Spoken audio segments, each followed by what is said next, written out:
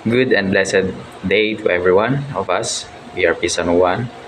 Ah, Kahit sa mga nakakapanood nitong video, magandang araw po sa inyong lahat. At sana po may matutunan kayo sa ating tatalakayin ngayon, which is regarding about David wrote the Psalm 23. So, especially, nagpapasalamat ako sa opportunity na binigay sa akin ng ating Panginoon na makapag-share sa inyo kung gaano ka-importante at halaga ang salita ng Diyos, even sa suporta po ng ating commanding officer, Commodore Glenn B. Darao, Philippine Coast Guard. Salamat po sa inyo, sir.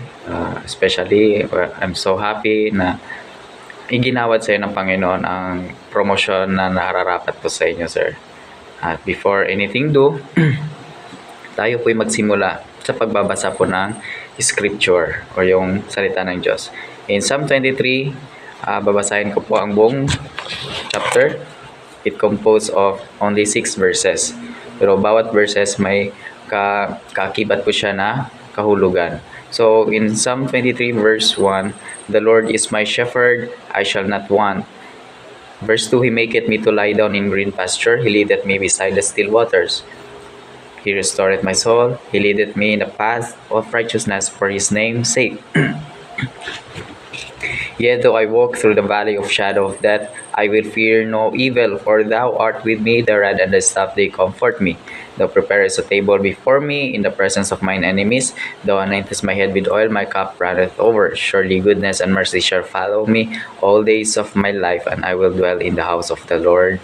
Amen. So this chapter, Psalm 23, composed of 6 verses. So again, may siyang kaakibat na meaning bawat verses. So ang tatalakayin ko lang po is yung verse 1, 2, and 3. So the next Bible study natin, we're going to tackle again the verses 4, 5, and 6. So before pala, ang kwento ko lang po, gamit po sa akin itong Psalm 23 na verse. Kasi bago pa po ako pumasok, sinaulo ko po ito. Ito po ginawa ko pong life verse. Kasi dito ko po na intindihan at nararamdaman na dahil sa Diyos, andito po ako. Dahil sa Diyos, may binigay siya sa akin, may ginawa siya sa akin, yung kalakasan, lahat-lahat. So, in every time na makaka-feel ako ng takot o kaba, lagi ko lang memorize or isinisa salita yung Psalm 23. So even nung nag-drafty ako way back, that was 2019, then 2020, nag-drafty po ako sa Dumaguete. That is now ngayon na district na po ngayon. So nung nag-drafty po ako, so syempre nung pumasok ko sa tapos ng oath taking, so hindi ko alam talaga yung mga tinatawag natin na Coast Guard knowledge. So even yung iba, kasi binigyan na sila ng idea kung ano yung mga Coast Guard knowledge, so pinamemorize kami lahat kung ano yon. So since that time hindi ko siya memorized, lahat kami naka-fall in na platoon, so lahat na re-recite na. So para hindi ako mahalata na hindi ko saulado, ang sinasabi ko lang, sinasabay ko lang siya, ng iba nagsasabi na Coast Guard Credo, I am a Coast Guard dyan, I am sworn to a noble profession. So ako, instead na sinasabi ko yun, ang sinasabi ko lang Psalm 23, the Lord is my shepherd, I shall not want, He maketh me to lie down. Inuulit-ulit ko lang hanggang sa matapos yung Coast Guard Credo. At the same time, sinasabay ko lang yung Psalm 23. At akalain na hindi ako napansin ng mga nakabantay sa amin ng mga organics na nag-assist sa amin para matuto sa mga Coast Guard knowledge. So, yung iba na hindi makapagsalita, nagkaroon sila ng consequences or punishment. But unlike sa akin, binigyan ako ng protection ng Panginoon na hindi ako mamalasin. So, ang sarap sa pakiramdam na even at the simple times, simple situations, andun pa rin ang Panginoon na gumagabay at pinoprotektahan ako. sa anumang consequences. So, in this chapter, Psalm 23, ito po ay sinulat po ni David, King David. So, many scholars study that this psalm was written by David while fleeing from danger. So, that time, inuusig po siya ni King Saul. Kasi si King Saul, najijelos na siya kay King David. So, gusto niyang hamakin yung buhay ni King David. So, si King David pumalayo, tago sa isang kuweba para maprotektahan niya yung buhay niya. So, when the king named Saul got jealous of David, because at this time, people already love David. Bakit mahal na po ng mga tao si David? Because at this time, David killed or slew Goliath. Goliath was the giant or the champion of the Philistine. And at the same time, and was also given by God the highest honor. So, binigyan si David ng highest honor from God, which is called him the man after God's heart. So, David also was the firstborn, considered as the firstborn, but if you're going to be particular sa Bible, lahat ng firstborn ay hindi ibig sabihin siya yung panganay. So David was the seventh child of Jesse. Ang yung pangalan po ng tatay ni David is Jesse. So David was the seventh son or male son ni Jesse. So, kung titingnan natin, hindi siya yung panganay. Yung panganay niya is si Eliab. So, he was the firstborn. So, kung we are very particular sa Bible, Abraham has two sons. Ang una si Ishmael, and the second was Isaac. Pero sino yung pinili? Hindi yung panganay, but the younger. That was Isaac. And Isaac also has two sons. That was Esau, or later named Edom, and also Jacob, and later named Israel. So, si Esau and Jacob also brothers, but Esau has been the eldest, and Jacob was the younger. So, ang pinili pa rin, or binigyan pa rin ng kapangyarihan na magiging firstborn was the younger one, or that was Jacob, or also known now is Israel. So this time David also anointed by Prophet Samuel as the next king. So alam naman natin na in Genesis, God appointed the 12 tribes of different offices. So may mga designated lahat ng tribes, or yung children of Jacob, that was 12. May designated po sila na offices. Just like Levites, or yung anak niya si Levi, the tribe of Levi is in the priest office. But of the tribe of Judah, in the tribe of Judah, there's the grandfathers of Jesse and David is the tribe to become the king, or the ones who sit the throne. So David never stopped praising and worship God even in good times and in bad. So kung mapapansin natin, kung babasahin natin yung Psalms, si David po is nagpi-praise at the same time nag-worship in God even nasa mahirap na sitwasyon. And that's why we need to understand that we need to be like David. Kailangan natin maging kagaya ni David, na kailangan natin may appreciate ang Panginoon, i-acknowledge natin ang Panginoon, and kailangan natin lumakad or walk with Him daily. So, when we start,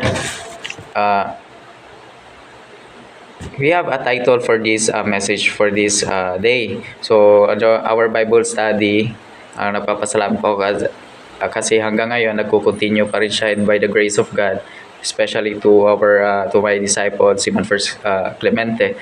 Maraming salamat sa patuloy mo pong pag-guide pa rin sa mga tropa sa gawain ng Panginoon. So this title is God is good all the time. So alam naman natin God is good all the time. Why God is good all the time? because of His presence. So, this message, mayroon tayong 6 na letter P. So, ang tatalakayin muna natin yun is the first 1, 2, 3 or the presence, His peace, and He preserves. So, God is good all the time because of His presence.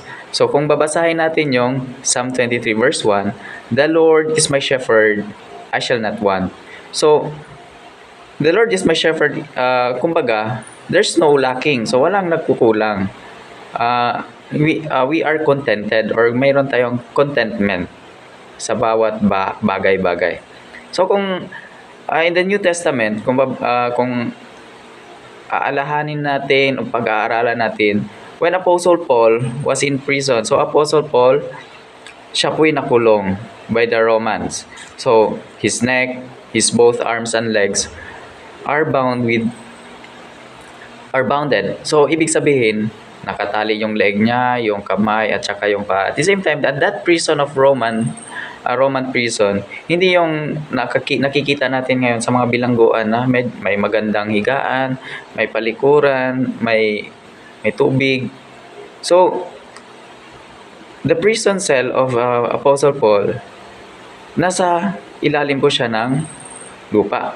So, ibig sabihin, nasa isang parang pit, or tinatawag natin na yung kung sa barko, try natin pumasok sa isang tangke.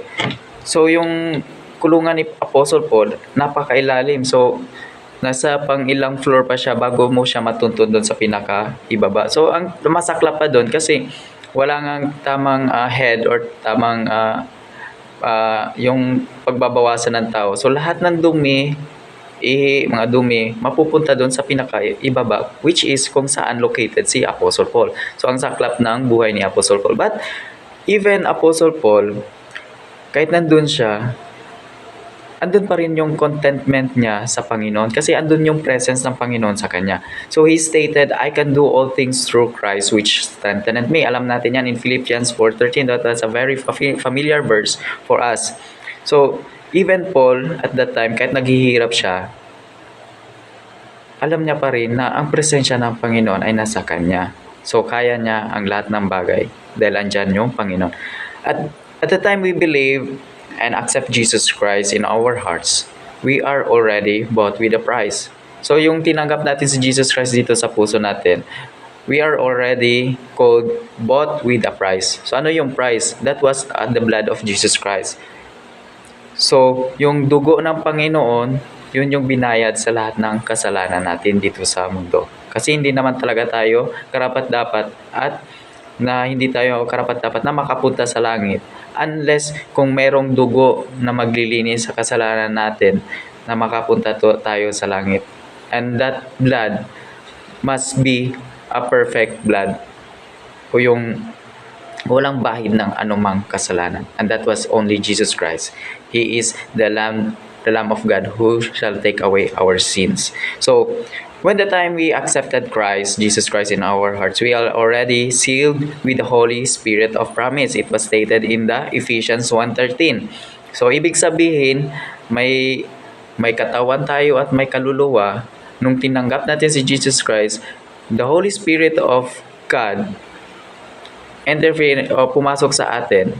At yun na yung nagbabind sa atin na once na tayo ay mamatay, papunta na tayo sa langit. Hindi na tayo dediretso sa impyerno. So likewise, in His presence, andito na siya sa puso natin.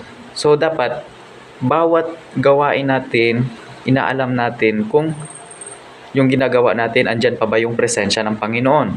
So in our hearts, which plainly explains that we belong to God, which is the good shepherd, and that is Jesus Christ. Who is our good shepherd? Who is our shepherd? Our shepherd is Jesus Christ. We can acknowledge the presence anywhere. In all things, the Bible says. So alam naman natin na ang presensya ng Panginoon kahit saan andyan lang yan. Kasi sabi nga in Proverbs 15 verse 3, "The eyes of the Lord are in every place, beholding the evil and the good." So may tinatawag tayong integrity. Ano ba yung integrity? Yung you're doing right even no one is looking. So When you're doing right uh, without anyone is looking to you, ibig sabihin, binubuhay mo na po yung buhay na may presensya ang Panginoon, may presensya ka sa Panginoon. So, ibig sabihin, kailangan natin mamuhay na andyan palagi ang Panginoon. Kahit walang nakakita sa atin, gawin lang natin yung tama. Kasi, we know, we will be known by our fruits. Ibig sabihin, kung ikaw ay tunay na ligtas, kung tunay pong tinanggap si Jesus sa iyong puso, dapat binago mo na po yung pamumuhay nyo po. Kung dati may ginagawa po kayo mali, dapat ngayon, andyan na po yung Panginoon, which is, nagbibigay sa iyo ng konsensya sa buhay mo at sa puso mo na hindi ka naggagawa ka pa ng kamalian. So, we need His presence as we begin in our daily activities. Kahit pa man sa pagising pa lang, pagsisimula pa lang, kailangan lang natin na alalahanin na ang presensya ng Panginoon nasa atin na. So, we always having that confidence in every trials because of His presence. So, kung dati, nung hindi pa tayo ligtas, parang hindi tayo confident enough na kakayanin yung bawat pagsubok sa buhay natin. Kasi, sometimes, kinakaya na lang natin. Yes, we are capable enough. May talino tayo, may kakayahan tayo, may trabaho tayo, may source of income po tayo. So, binibigyan tayo ng magandang health or kalusugan. So, is it enough na makakonquer mo yung isang trials and challenges sa ating buhay? We need God. We need God. We need His presence. Kaya ngayon, sa bawat na mga pagsubok na dadating sa ating buhay, pag andyan yung presensya ng Panginoon, parang gumagaan lahat ng bagay. Hindi yung tayo yung nag-iisip palagi. So, He promised us that there is a blessing in His presence. Nag-promise ang Panginoon. So, ibig sabihin, pag nag-promise ang Panginoon, He is faithful to His promise. Alam naman natin, pag sinabi yan ng Panginoon, totohanin niya ng Panginoon. Tayo nga, lagi tayong nagpa-promise, but nafe-fail naman tayo. Para lang, wag natin gayahin yung buhay natin na parang politiko lang. Puro pangako, pero lagi namang napapako. So, sabi ng Panginoon, there's a blessings in His presence. In Proverbs chapter 8 verse 17, He said, I love them that love me, and who will seek me shall find me. So, may mga katanungan tayo, may bumabagabag sa isip natin, sa buhay natin. So minsan napapatanong tayo, are you still in the situation of doing wrong, though you already accepted Him? So may mga panahon pa ba na kahit alam mo naman tinanggap mo na sa puso ang Panginoon, pero mayroon times talaga na hindi mo maiiwasan gumagawa ka pa rin ng kasalanan. So try to always acknowledge Him, acknowledge His presence. Kasi through Him, Holy Spirit inside you will convict you, will change you. Kasi hindi naman natin kayang baguhin natin arada yung mga gawi natin, yung buhay natin. Hindi natin kaya yung gawin. Only God can change us. Hindi ibang tao ang makapagpababago sa buhay natin. God will change us. Kasi kung tunay mong tinanggap ang Panginoon sa iyong puso, sa iyong buhay, there is a newness of life. Even it is stated in the Bible in 2 Corinthians chapter 5:17. Therefore, if any man be in Christ, he is a new creature. All things pass away, all things becomes new. So, ibig sabihin, may newness na tayo ng pamumuhay. So, there is always an urge in our heart to do things right and leave or forget those things behind. So, dapat, kung may Diyos ka na sa puso mo, alam mo, andyan yung presensya ng Panginoon, you have that urge na gumawa ng tama. So, Let us just set an example about Lot's wife. So, yung pinsan ni Abraham is Lot. So, when Lot and his wife settled down in Sodom and Gomorrah, so kung particular or you study the Bible in Genesis, there is a place called Sodom and Gomorrah, that a city na andun lahat yung wickedness, andun yung mga babae na nagmamahal din ng babae, they make love even male to male. So kaya yung Sodom, it is already considered a word of sodomites, effeminates. So yung mga binabae. So I will give you a trivia later on about sodomites or yung mga effeminates. So let's back. So Lot's wife, anong nangyari sa asawa ni Lot? Nung sinabi ng angel of God na susunugin niya na po yung Sodom at Gomorrah with a brimstone of fire falling from the sky. So sabi ng Panginoon, kayo Lot at pati yung pamilya mo, umakyat kayo, umalis kayo, at huwag kayong lilingon. Kasi kung lilingon kayo, you shall be perish. So ibig sabihin, sinabi ng Panginoon yun kasi nag-warning na siya na kung lilingon ka, may mapapahama ka. So, nung palayo na po sila sa Sodom at Gomorrah, ang masaklap doon kasi yung asawa ni Lot lumingon sa kanyang likuran. So, anong nangyari sa kanya? Ginawa siya ng Panginoon as a pillar of salt. So, naging siyang statua ng asin. So, ano ba yung lesson doon? Kasi, wag natin gayahin yung asawa ni Lot na tinitingnan pa rin yung dati nating tayo. Dating mga gawin natin, sinasabuhay pa rin natin. Kahit may alam natin na may Panginoon na tayo, ginagawa pa rin natin yung dating gawin, which is yung mga kasalanan. So, wag natin yung tularan. Kasi, kapag ginawa mo, palagi tumitingin ka sa mga sa likod mo, tumitingin ka sa mga past mistakes at ginagawa mo pa rin. Ang mangyayari sa buhay mo ay parang ikaw ay si asawa ni Lot na hihinto ka dyan, magiging pillar of salt ka, magiging stagnant yung buhay mo kasi hindi ka na makakagalaw kasi you are already bind with sin, which is dapat hindi ka na bind of sin because you have already Jesus Christ in your heart. So dapat tanggalin natin yung mga kadena na mga kasalanan sa buhay natin. Huwag na tayong lilingon sa ating pinanggalingan na puno ng mga kasalanan. So, God is good all the time because of His presence. And number 2, God is good all the time because He gave us peace. So, He gave us peace in Psalms chapter 23 verse 2. He maketh me to lie down in green pasture. He leadeth me beside the still waters. So, the sheep's behavior, so kung pag-aaralan natin yung behavior na isang tupa, a sheep's behavior, it only lies down, o hihiga lang siya when there is peace or the sheep is safe. Kung ligtas siya, makakahiga lang siya sa isang lugar. Kung safe siya, kung peace, at peace siya.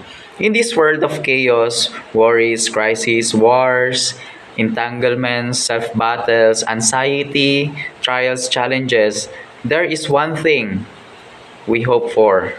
Ano ba yung tangi nating inaasam-asam? That is peace. Considering today, US-Israel versus Iran war, so nagkakaroon tayo ng crisis. So, wala tayong peace of mind ngayon kasi habang sila nagbabakbakan doon, nagwo-worried tayo kasi unti-unti ding umaakyat yung mga presyo ng fuel natin. And that will magiging hadlang sa mga normal activities ng isang tao. So, yun yung nagiging hadlang at the same time nagbibigay sa atin ng walang kapayapaan. So, a sheep or ang tupa will not drink, hindi siya iinom doon sa fast-moving stream or river. So hindi siya basta-basta umiinom doon sa mga river or sa mga streams na yung mabilis yung agos. So they drink in still water. So kung mababasa mo dito sa Psalms 23, David is very particular. Even he made as sheep as an example na he leadeth me beside the still water. So ang shepherd pala, ginaguide ka papunta doon sa still waters. So ang buhay natin, we are like sheep. Remember this. That we also need green pasture. Kailangan natin ng green pasture, yung maaliwalas, katahimikan. And we need still waters. Means we need to relax, what's so called unwind. So dami natin beses naririnig na, saan ka pre, saan ka chief, saan ka ma'am, saan ka sir? Mag-unwind lang po. So when you say unwind, referring to a calm place or yung kalmado na lugar. Saan ba natin makikita? Marirefer yung mga lugar na kalmado, payapa, tahimik. Sometimes doon tayo sa seashores, kung saan makikita natin yung rising of the sun and the setting of the sun. Rivers, kaya minsan nagpipiknik tayo sa rivers, gusto natin mapag-isa. Sa ilog, sa lakes, malawa, sa mountains, gusto natin mag-hike, mag-walking, just to relieve our pain, our anxiety, lahat ng mga nangyayari sa buhay natin. Kasi kailangan natin ng kapayapaan. And also in open fields. So ibig sabihin, doon natin makikita yung tinatawag na peace. Mararamdaman natin yung tunay na peace. But also remember, we can find peace. Hindi natin makikita yung peace sa bars. Ano ba yung bars? Yung doon madaming sumasayaw, daming nagiinuman, andun lahat ng mga kalaswaan, or anything na, kung anong papasok sa utak mo na masama, andun sa bar, malls, or etc. Kasi kung titingnan nyo po, kung i-visualize or evaluate nyo po, kadalasan nangyayari yung gulo, if you are intoxicated with liquor, intoxicated with drugs, intoxicated with lustfulness, doon nagsisimula yung conflicts, yung away, yung gulo, nagbabasag ulo na. Kasi hindi mo man masasabi mag-unwind ka tapos babar ka, magiinom ka. Hindi. Yung pag-iinom hindi makakapag-solve ng problema. Yung pagbibisyo natin hindi makakapag-solve ng problema. It is only we trust in God. Doon natin pagkatiwala lahat ng problema natin. At doon tayo mapapanatag at mapapaliwanagan. Nandun pala yung solusyon sa mga problema natin. So above all things, only in God there is true peace.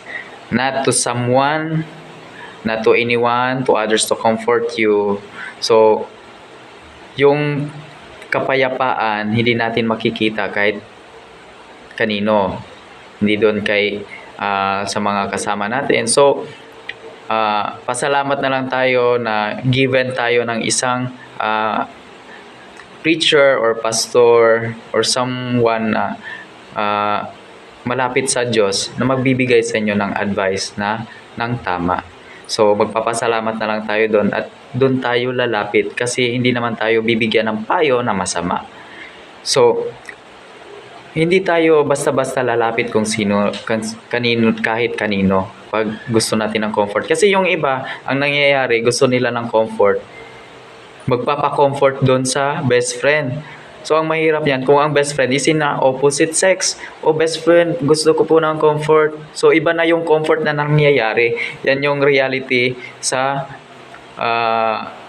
sanlibutan ngayon. Nagpapa-comfort sa iba. So yung may mga asawa dyan, huwag kayong magpapa-comfort doon sa iba. So dapat ang comfort natin nasa Panginoon. Kung gusto nyo magpa-comfort, sabihan nyo ako, I will going to give you an advice. Yung kaya ko lang at the same time with this manual. My manual is the Holy Bible. So bigyan ko po kayo ng magandang payo, mabuting payo na galing lamang sa salita ng Diyos.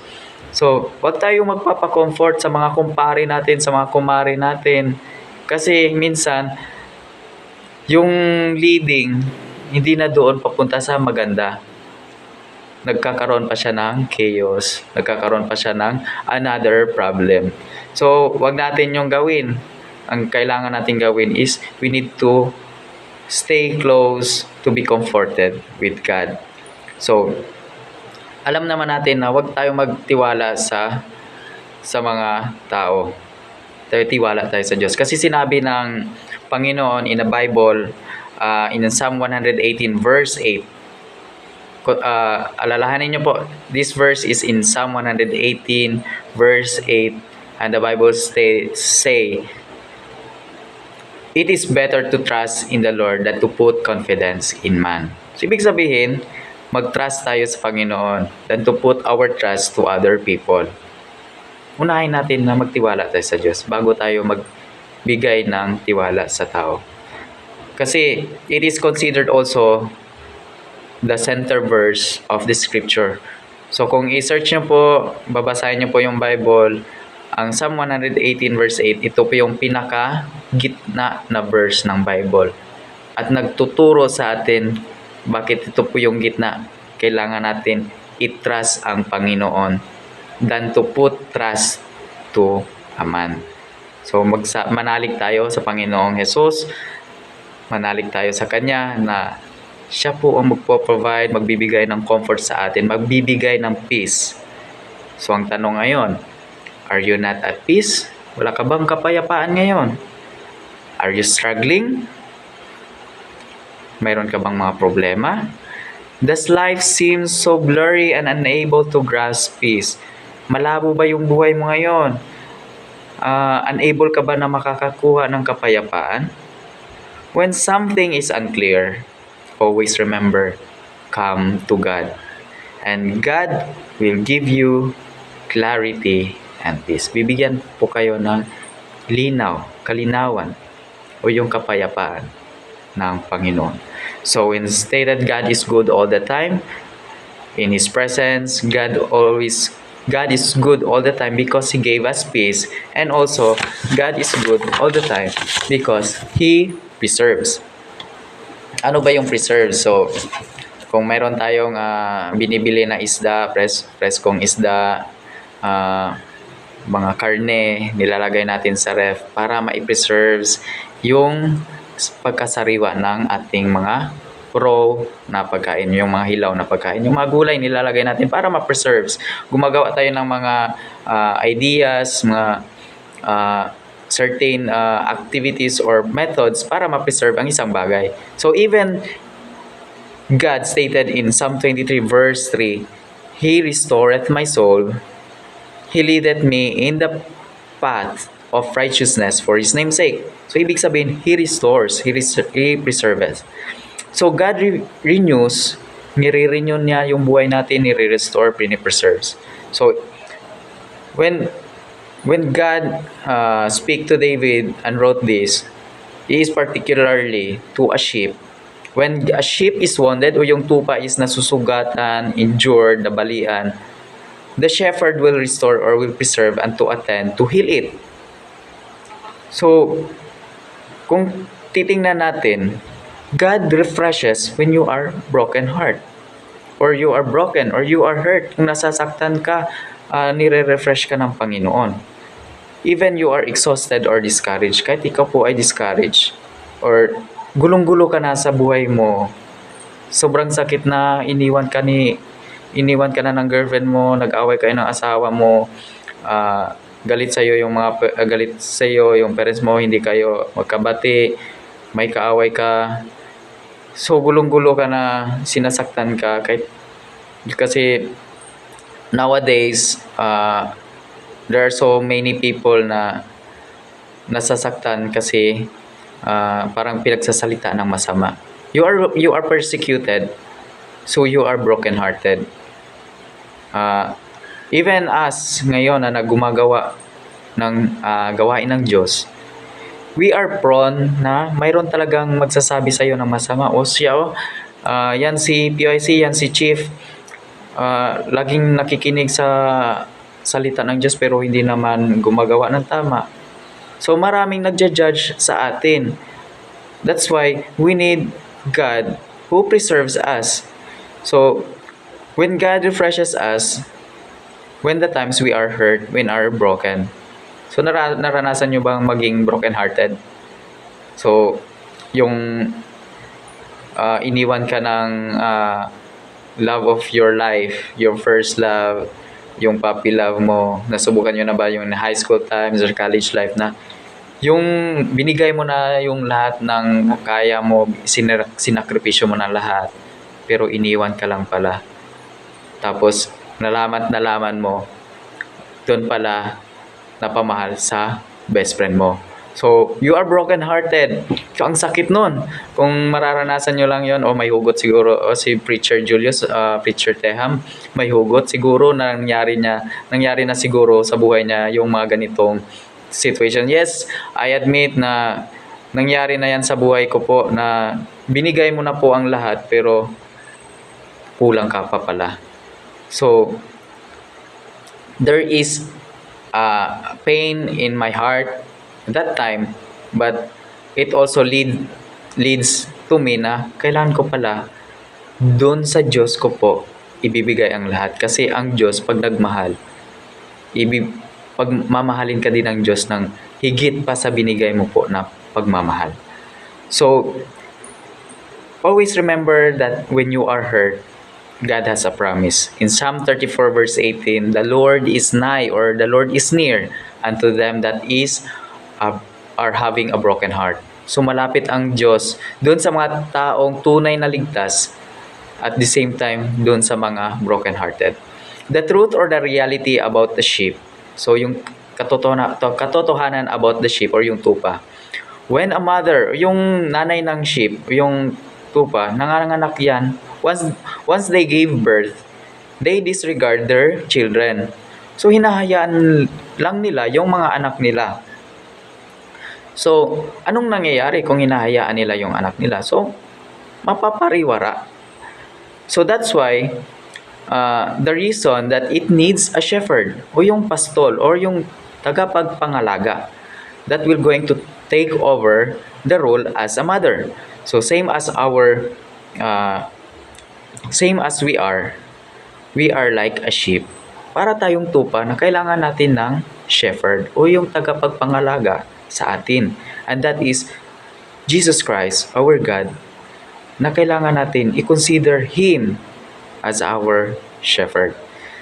Kasi sometimes, pag tayo po ay tupa, sometimes we are gone astray or lost. Yung gone astray, yung nawawala sa katinuan sa buhay natin, yung gumagawa tayo ng mga desisyon na alam naman nating mali, pilit nating tinatama. Sometimes, kung wala yung guide ng isang shepherd, we got easily wounded. Nasusugatan tayo agad. Mapipersecute tayo sa ating mga kaaway. We are being persecuted by the evils, and there is always a risk or a danger. Kung walang nagbabantay sa atin, andun talaga ang danger. Kung we going to study, bakit kailangan po ng shepherd, mga sheep ng shepherd? Kasi kung walang nagbabantay, we know that when there is a sheep, a pack of sheep, madaming tupa, andan din yung mga kaaway nila is yung mga mababangis na hayop na willingly na i-devour or kakainin yung mga sheep. So that's why we need a guidance who preserves our life, and that is our shepherd, our Lord Jesus Christ. So when we gone astray, somehow ang pinakamahirap at pinakamasaklap doon, kasi kung walang nag-guide sa atin, walang nag-preserve sa atin, sometimes ma-adapt natin sa sarili natin yung mga gawi ng mga makasalanan. So kung walang nag-guide sa atin, kung walang Bible study ngayon, kung walang nagba-Bible, nagli-lead, or walang salita ng Diyos, ang dali na lang natin gumawa ng kasalanan. So, when we suffer, kung tayo nagsasuffer, God preserves. In Old Testament, God saw the wickedness of humankind, and He brought flood. So that time, in Old Testament, in Genesis, alam naman natin, that time, yung wickedness ng mga tao nakita ng Panginoon. So He decide na sabihin kay Noah, build an ark. Gumawa siya ng arko, isang vessel. So, which is na kailangan doon, pag sumakay ka doon, maililigtas ka. There is only one door, and we consider that one door is already a picture in a future about Jesus Christ, that Jesus Christ himself said that I am the way, the truth, and the life. So there is only one door and one way, and that is Jesus Christ. When you're going to go aboard on that ark, you will be saved. And if you're going to make Jesus Christ as your personal Savior, you will get saved. So when that time, there's a big flood and consume all the things, all the things that have life dun sa lupa, drowned, killed, died. So sino yung nailigtas? Only Noah and his family. So God preserved His people. So hindi niya pinahamak yung mga taong ligtas. Hindi niya pinapahamak. So sometimes kailangan natin sumakay sa isang arko sa buhay natin para ma-preserve tayo ng Panginoon at hindi tayo malulunod doon sa kasalanan. So when God saw the sufferings of the children of Israel, that another story. When God saw the suffering of the children of Israel at the time of they were been slave, yung alipin sila doon sa Egypt. So when God saw the sufferings of the children of Israel in the hands of Egyptians, anong ginawa ng Panginoon doon sa mga Egyptians? He gave plagues, yung mga, ang tawag nito, so binigyan niya ng mga daming pagsubok o yung malala ng mga pagsubok doon sa Pharaoh or the king ng Egypt, at the same time yung sa mga tao ng mga Egyptian. Pero anong ginawa niya? Preserve niya yung children of Israel. Preserve His chosen people. So, kung aaralin natin, if you're going to very particular sa at that tragedy, at that story, yung Egyptian lang yung nagsasuffer ng mga plagues o yung paghihirap. Yung children of Israel, nilikom po yan ng Panginoon doon sa isang lugar ng Egypt that was called Gershon.